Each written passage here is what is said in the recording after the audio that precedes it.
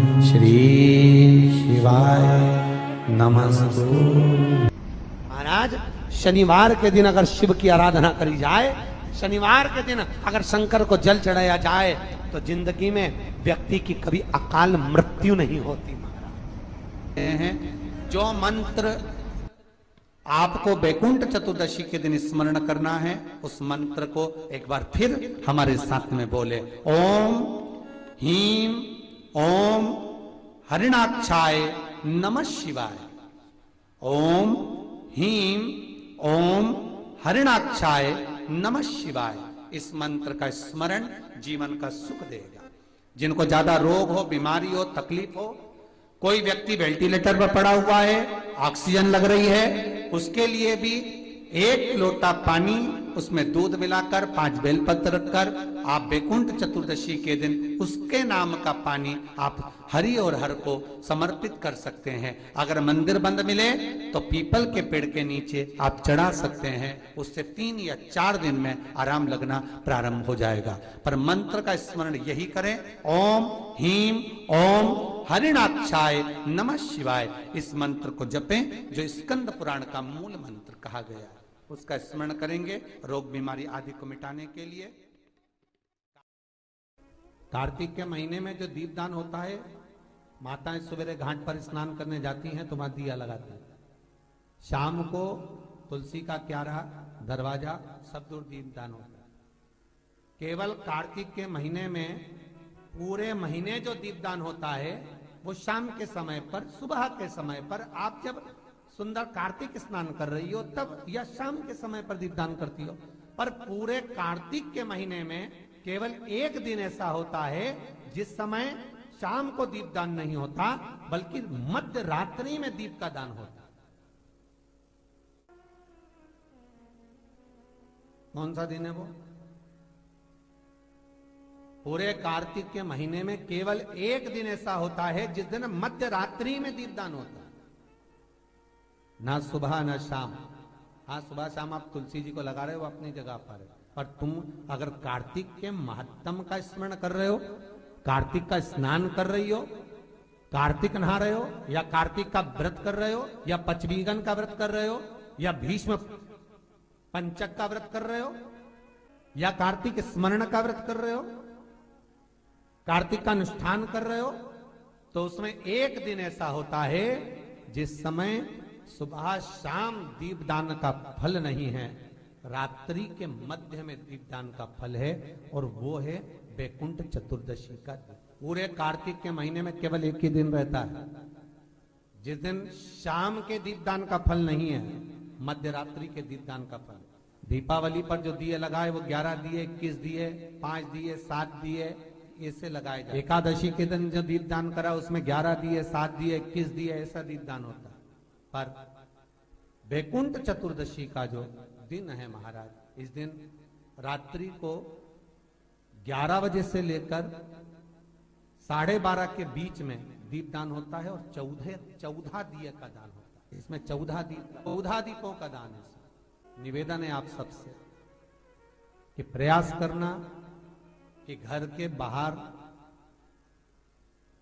आप एक दीप, जहां पर आपका जलाशय है, पानी का स्थान है, वहां रख दें, और एक दीप तुलसी के क्यारे के पास रखें। बाकी के दीप आप घर के बाहर लगा। 14 दीप। बहुत उपद्रव मचाने लगा, पर वृंदा की भक्ति के कारण जीवित था। देवता घबरा गए। देवताओं ने कहा इसको मारे कैसे? तो भगवान शिव ने कहा तुम ही बताओ क्या करना चाहिए। तो भगवान विष्णु के मारने का प्लानिंग तो आप ही कर सकते हो प्रभु, हमारे बस की तो है नहीं। क्यों? क्योंकि वो वृंदा हमारा भजन करती है, और हमारा भजन करे और हम मारे तो अच्छी बात थोड़ी ना लगे। आप बताओ कैसे मारा जाए? तो भगवान बोले एक तरीका है कि तुम, जब मैं जलंधर को युद्ध के मैदान में लेकर जाऊंगा तब तुम इसका सात्वित्व भंग कर दो, इसके कक्ष में जलंधर बनकर। तो भगवान विष्णु बोले ये मेरा पूजन करती है, मैं सात्वित्व भंग करूं अच्छा लगेगा? एक काम करो, नहीं तो तुम सात्वित्व भंग करो। शंकर भगवान बोले मेरी धर्म पत्नी जगदम्बा से मैंने जब विवाह करा था, वचन दिया था, हे जगदम्बा, नारी के सात्वित्व को एक तू और एक मैं सदा सदा के लिए जीवित रखेंगे, नारी के सात्वित्व को। इसलिए स्त्री, नारी जो भी व्रत करती है, उपास करती है, पूजन करती है, पाठ करती है, अर्चना करती है, उसमें लक्ष्मी जी का पाठ नहीं होता, लक्ष्मी जी की आराधना नहीं होती, सरस्वती की आराधना नहीं होती, उसमें माता पार्वती की आराधना होती है। तीज का व्रत किसका है? बोलते जाओ। चतुर्थी का व्रत किसका है? छठ का व्रत किसका है? पार्वती का। जितने माताएं व्रत करती है सब पार्वती के हैं। सातित्व देने वाली है वो, अखंड सौभाग्य देने वाली है वो, सुख देने वाली है वो। सरल नहीं है मां, जगत की जगदम्बा है वो, जगत धात्री है वो, जगत धात्री। उसको पहचानो जरा। जिसके पति हो अष्ट सिद्धि नवनिधि के दाता, स्वयं शंकर जिसका पति हो, उसके पास में अष्ट सिद्धियां नवनिधियां, तो चारों तरफ बिखरती हुई चारों तरफ बिखरती हुई अष्ट सिद्धि नवनिधियां चलती हो, तो वो सहज कैसे हो सकता? सहज नहीं हो सकता। भगवान विष्णु गए जलंधर बनकर, जलंधर को ले गए शंकर, मार दिया शंकर भगवान ने जलंधर को, सिर कटा, वृंदा की गोद में गया तो वृंदा का पति तो अंदर बैठा। ये कौन? देखा तो ये तो नारायण। क्रोध आ गया वृंदा को, मेरा पति मर गया, आपके कारण मेरा सातित्व भंग हो गया, मैं तुम्हें श्राप देती हूं, तुम पत्थर हो जाओ। भगवान कहते हैं वृंदा, माना मैं पत्थर का हो जाऊंगा क्योंकि तुम्हारा हृदय कठोर हो गया नारायण। एक नारी का सातित्व क्या होता है तुमने उसको डिगा दिया, हर के हो जाओ तुम। वृंदा अपना शरीर त्यागती है, हाथ में जल लेकर भस्म करती है, तुलसी का क्यारा बनती है, उसमें से आवाज निकलती है, शंकर भगवान आपने मेरे पति को मारा तो तुलसी का दल आप पर कभी नहीं चढ़ेगा।